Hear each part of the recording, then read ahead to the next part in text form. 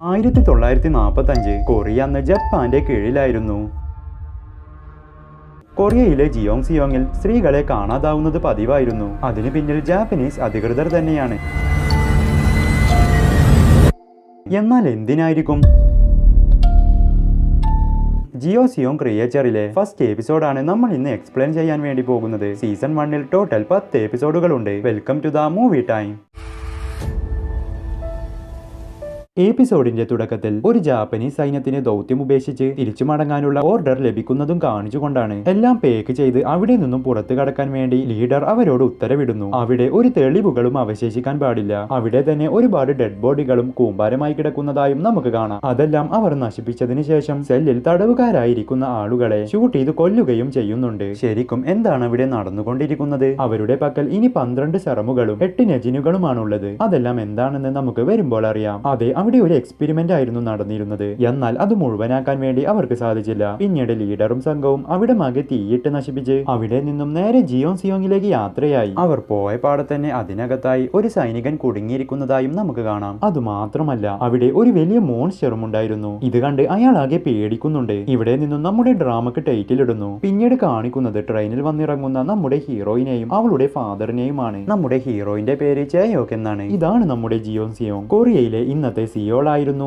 അന്ന് ജിയോങ്സിയോങ് എന്ന് അറിയപ്പെട്ടിരുന്നത്. പോകുന്നതിനിടെ ഒരു പയ്യൻ അവർക്കൊരു ന്യൂസ് പേപ്പർ കൊടുക്കുന്നുണ്ട്. ടോക്കിയോയിലെ വ്യോമാക്രമണങ്ങളെ കുറിച്ചായിരുന്നു അതിൽ പറഞ്ഞിരുന്നത്. ഇത് കൊറിയൻ വിമതർ എഴുതിയത് തന്നെയാണ്. അതെ, കൊറിയ അന്ന് ജപ്പാന്റെ കീഴിലാണ്. എന്നാൽ ഇതറിഞ്ഞ ജപ്പാൻ അധികൃതർ ബലം പ്രയോഗിച്ച് ആളുകളെല്ലാം പറഞ്ഞു വിടുന്നുണ്ട്. അവരുടെ നാട്ടിലുണ്ടായ സംഭവമല്ലേ അതിലുള്ളത്. മാത്രമല്ല ന്യൂസ് പേപ്പർ പ്രിന്റ് ചെയ്യുന്ന ഓഫീസും അവർ കണ്ടെത്തി. പിന്നീട് എന്ത് സംഭവിച്ചു എന്ന് ഞാൻ പറയണ്ടല്ലോ. അതിനുശേഷം ഒരു ചെയറിലും ഇരുത്തി ടോർച്ചർ ചെയ്യുന്ന നമ്മുടെ ഹീറോയായ ജാങ്തെ സാങ്ങിനെയാണ് കാണിക്കുന്നത്. അതായത് ഹൗസ് ഓഫ് ഗോൾഡൻ ട്രഷറിന്റെ ഉടമ. പുള്ളിക്കാരന്റെ പൗൺ ഷോപ്പിന്റെ പേരാണത്. മാത്രമല്ല അവിടെയുള്ള ആളുകൾ നല്ല റെസ്പെക്ട് കൊടുക്കുന്ന ഒരു വ്യക്തി. അവരൊരു രാജാവിനെ പോലെയാണ് സാങ്ങിനെ കാണുന്നത്. ഒരുപാട് വലിയ ആളുകളുമായി സാങ്ങിന് കോണ്ടാക്റ്റുമുണ്ട്. ഒരു റിച്ച് മാൻ ആയതുകൊണ്ട് തന്നെ വലിയൊരു വീടും പുള്ളിക്കാരനുണ്ട്. പൗൺ ഷോപ്പിലേക്ക് വിലപിടിപ്പുള്ളതും അല്ലാത്തതുമായ വസ്തുക്കൾ വിൽക്കാൻ വേണ്ടി ആളുകൾ എപ്പോഴും വരും, കൂടുതലും സാധാരണ ജനങ്ങൾ. എന്നാൽ അവർ പ്രതീക്ഷിച്ച ഒരു തുക അതിൽ നിന്നും കിട്ടാറുമില്ല. അതെല്ലാം നോക്കി നടത്തുന്ന ഇദ്ദേഹമാണ് സാങ്ങിന്റെ അസിസ്റ്റന്റ് ആയ മാനേജർ ഗു. അതിനുശേഷം ഒരു ട്രയൽ വിലപിടിപ്പുള്ള വസ്തുക്കളെ കൊണ്ടുപോകുന്ന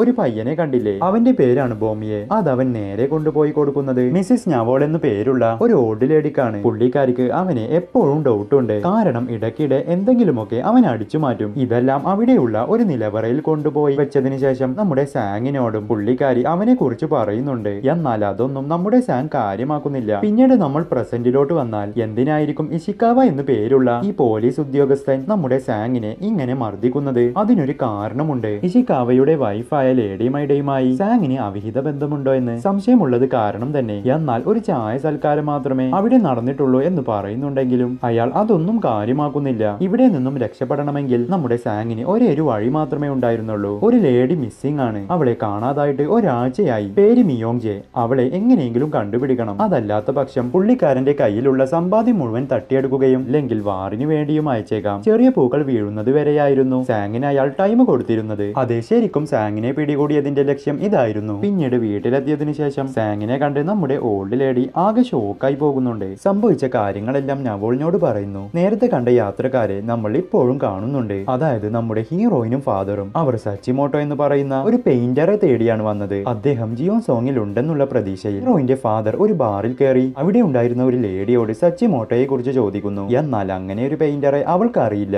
ഒരു പക്ഷേ നിങ്ങളെ സാങ്ങിന് സഹായിക്കാൻ കഴിയുമെന്നും പറഞ്ഞ് അയാളെ നേരെ അങ്ങോട്ട് പറഞ്ഞു വിടുന്നു. നമ്മുടെ ഹീറോയിൻ ആണെങ്കിലോ നേരെ പോയിരിക്കുന്നത് ഒരു ഷോപ്പിലേക്കാണ്. അവിടെയുള്ള ഒരു മോട്ടോർ സൈക്കിളും ചോദിച്ച്. എന്നാൽ അത് കേടാണെന്ന് അയാൾ പറയുമ്പോൾ അവൾ അതൊന്നും കാര്യമാക്കാതെ കുറച്ച് വിലപേശലിന് ശേഷം അത് വാങ്ങിക്കുകയാണ്. പിന്നീട് അവൾ ടൂൾസ് എല്ലാം എടുത്ത് അത് റെഡിയാക്കി പെട്രോളും ഫില്ല് ചെയ്ത് അവിടെ നിന്നും പോകുന്നു. ഇത് കണ്ട് ഓണർ ആകെ ഞെട്ടിപ്പോകുന്നുണ്ട്. തിരിച്ച് നമ്മുടെ സാങ്ങിന്റെ അടുത്തേക്ക് വരികയാണെങ്കിൽ അവരിപ്പോൾ ആ പ്രോബ്ലത്തിനെ കുറിച്ചാണ് ഡിസ്കസ് ചെയ്യുന്നത്. എങ്ങനെയെങ്കിലും അത് സോൾവ് ആക്കണം. മിയോങ് ജയെ പോലെ ഒരുപാട് സ്ത്രീകളെ ജിയോങ്സിയോങ്ങിൽ നിന്നും മിസ്സിംഗ് ആണ്. അതിനെന്തായിരിക്കും കാരണം? മാത്രമല്ല സ്വത്തെല്ലാം എടുത്ത് നമുക്ക് ഇവിടെ നിന്നും ഓടിപ്പോയാലോ എന്ന് നമ്മുടെ മാനേജർ ഗു അഭിപ്രായപ്പെടുമ്പോൾ ഞവോൾ അയാളോട് ദേഷ്യപ്പെടുന്നുണ്ട്. കാരണം അങ്ങനെ ചെയ്താൽ ഇഷിക്കാവ എന്തായാലും അറിയില്ലേ. ഇതേ സമയം വിൻഡോ വഴി പുറത്തേക്ക് നോക്കിയ സാങ് കണ്ടത് ഇഷിക്കാവയുടെ ആളുകൾ തന്നെ നിരീക്ഷിക്കുന്നതാണ്. ഇനി വൈകിപ്പിക്കണ്ട എന്നും കരുതി നമ്മുടെ സാങ് അവർക്ക് എല്ലാവർക്കുമായി ഓരോ ജോലികൾ ഏൽപ്പിക്കുന്നുണ്ട്. മാനേജർ ഗു ചെയ്യേണ്ടത് പുറത്തു പോയതിനു ശേഷം മിയോങ് ജയെ കുറിച്ച് എന്തെങ്കിലും ഒരു തുമ്പ് കിട്ടുകയാണെങ്കിൽ അത് തന്നെ വന്ന് അറിയിക്കണം. സാങ്ങിന് ജുൻതേക്കുമായി ഒരു മീറ്റിംഗ് മീറ്റിംഗ് നടത്തണം. അത് പോയി പറയാൻ വേണ്ടി നമ്മുടെ പയ്യനെയും പുള്ളിക്കാരൻ അയക്കുന്നുണ്ട്. മിയോങ് ജയെ കുറിച്ച് അറിയാൻ തന്നെ ഇനി നമ്മുടെ ഓൾഡ് ലേഡിയായ നെവോൾ അവൾ വിലപിടിപ്പുള്ള വസ്തുക്കൾ വിൽക്കണം. ജിയോങ് സിയോങ്ങിൽ നിന്നും കപ്പൽ പുറപ്പെടുകയാണെങ്കിൽ അത് തന്നെ വന്ന് അറിയിക്കുകയും വേണം. ഓരോരുത്തരും അവരുടേതായ കടമകൾ നിറവേറ്റുന്നു. ഇഷിക്കാവയുടെ ചാരന്മാർ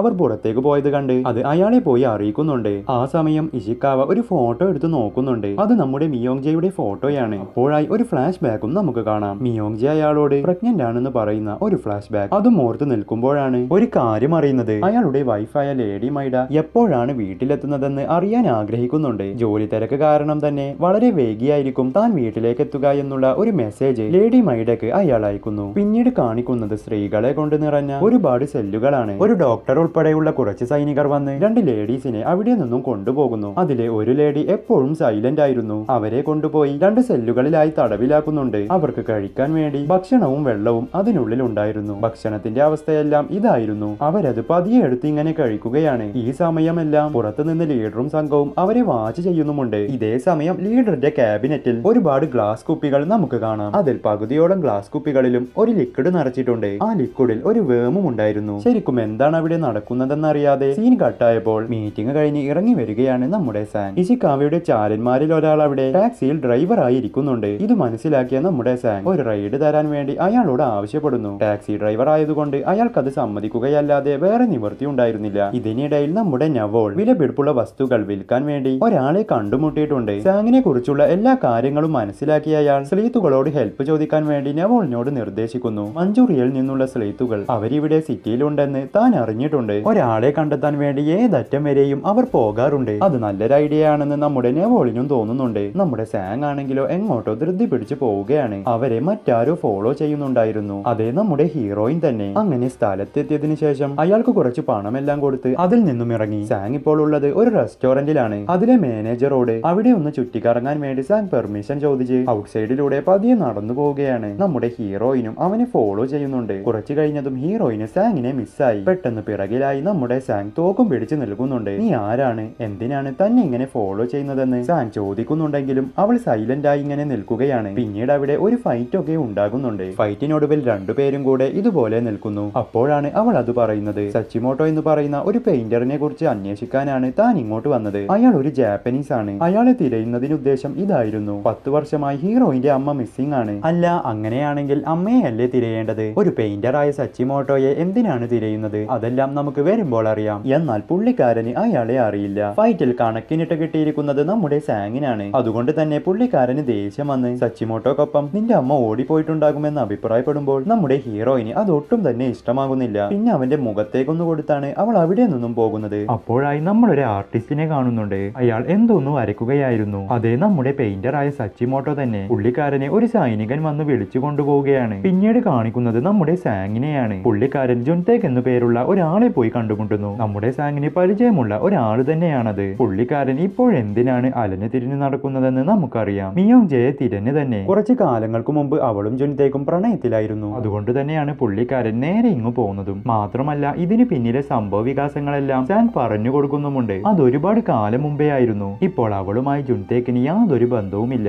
അവൾ എവിടെയാണെന്ന് പോലും അവൻക്കറിയില്ല. ഇത് കേട്ട് നമ്മുടെ സാങ് അവിടെ നിന്ന് എണീറ്റു പോകാൻ നിന്നതും സാങ്ങിന്റെ സ്വത്ത് മുഴുവൻ എന്തായാലും ഇഷിക്കാവ എടുക്കാൻ പോവുകയല്ലേ. അതുകൊണ്ട് ആ പണം മുഴുവൻ കൊറിയൻ ഇൻഡിപെൻഡന്റിന് വേണ്ടി ചെലവഴിക്കണം. എന്നാൽ അതൊന്നും നമ്മുടെ സാങ് ചെവി കൊണ്ടില്ല. പണം എങ്ങനെ ചിലവഴിക്കണമെന്ന് തന്റെ ഇഷ്ടമാണ് എന്നും പറഞ്ഞ് പുള്ളിക്കാരൻ അവിടെ നിന്നും പുറപ്പെട്ടു. അതിനുശേഷം കാണിക്കുന്നത് നമ്മുടെ ആ സ്ഥലമാണ്. അതായത് ഒരുപാട് സ്ത്രീകളെ സെല്ലിൽ തടവിലാക്കിയ സ്ഥലം. അവിടുത്തെ ലീഡറിന്റെ അടുത്തേക്ക് ഒരു സൈനികൻ വന്ന് സബ്ജക്ട് 1 ലക്ഷണങ്ങൾ കാണിക്കാൻ തുടങ്ങിയെന്ന് പറയുന്നു. അവൾക്ക് നല്ല തലവേദന ഉണ്ടായിരുന്നു. അതുകൊണ്ട് തന്നെ ചുമരിൽ പോയി അവൾ തലയിടിക്കുന്നുണ്ട്. ഇത് കേട്ട് അവൾ സക്സസ് അല്ല എന്ന് ലീഡർ അഭിപ്രായപ്പെടുകയാണ്. എന്നാൽ സബ്ജക്ട് 2ന്റെ കാര്യം, അതായത് ആ സൈലന്റ് ആയിരുന്ന ലേഡി, അവളുടെ കാര്യം കുറച്ച് വിചിത്രമായിരുന്നു. അതുകൊണ്ട് തന്നെ സെറം കുത്തിവെക്കാൻ വേണ്ടി ലീഡർ അയാളെ പറഞ്ഞു വിടുകയാണ്. പിന്നീട് നമ്മൾ കാണുന്നത് ആ ലേഡി വൊമിറ്റ് ചെയ്യുമ്പോൾ അവരുടെ കഴുത്തിന് പിറകിൽ നിന്നും ഒരു വേം ഇങ്ങനെ തലയിലേക്ക് പോകുന്നുണ്ട്. ഇപ്പോൾ തന്നെ നമുക്ക് മനസ്സിലാക്കാം അവിടെ എക്സ്പെരിമെന്റ് ആണ് നടക്കുന്നതെന്ന്. നമ്മുടെ സാങ് ആണെങ്കിലോ നേരെ വീട്ടിലേക്ക് മടങ്ങിയപ്പോൾ കണ്ട കാഴ്ച ഇതായിരുന്നു. ഞാൻ